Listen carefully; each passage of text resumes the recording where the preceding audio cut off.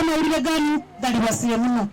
Abebembezi hamwe n'abatura mu district ya Kakumiro obwo hati bariyo mu mbera yo kwererekerera ahapo kufa kw'abantu babo bashatu omukire k'esabiti ibiri zonka kandi bona bari kuterwa enkuba.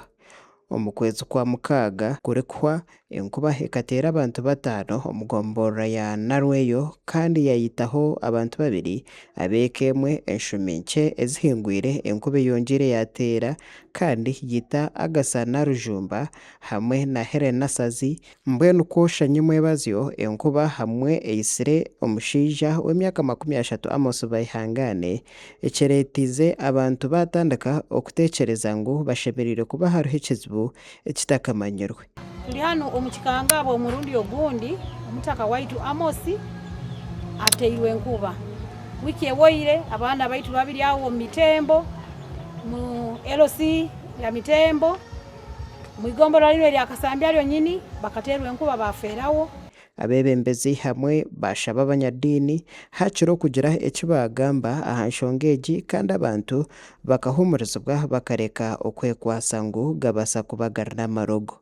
Ikintu ekizibuno ekikusora kuletereza kutera abantu abo kwache ngamba enkuba ekakusanga omusiri ataliyo na muntu ekakutera ekakusanga omunju ekatera n'omwana w'emyezi 6 okutekeza kiba kikeke. Nanyowe tinkumanya obuzibu nali bukurugira etusaba government rundiki n'abakuseruliriza basobole kutukonyeraho abokuba tutungire ekizibu ky'amaani muno n'okutiina era atyenjura bwe kuba neija kuba tweralikirire muno.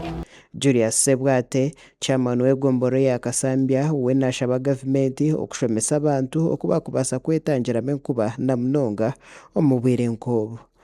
Ati tukutera omuranga abana Uganda nyowe n'abakutura kandi abawuliriza bali ayerwoko tukusaba government tuyambe itongere mu emisomo kwetangiramu ebigwererezi na muno nkakina.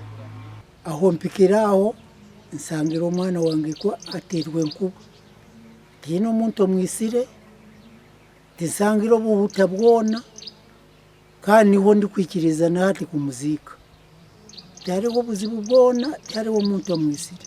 Abatura b'ekyaro kya Semuto omuri Kasambya ahenkuba eshembere yo kutera bashobora okwenkubetire Amos Bayihangane.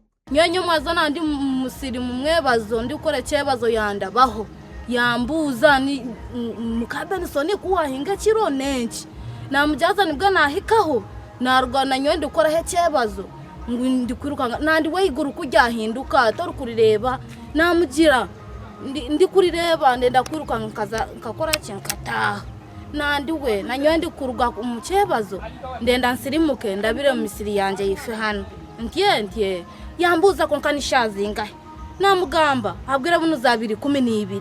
Etwahandikire mbozeji entebe kanisa hezo kusiko mugenzi zibezi kironzi kya domisho amakuru aga gashakwa Honest Pastor ya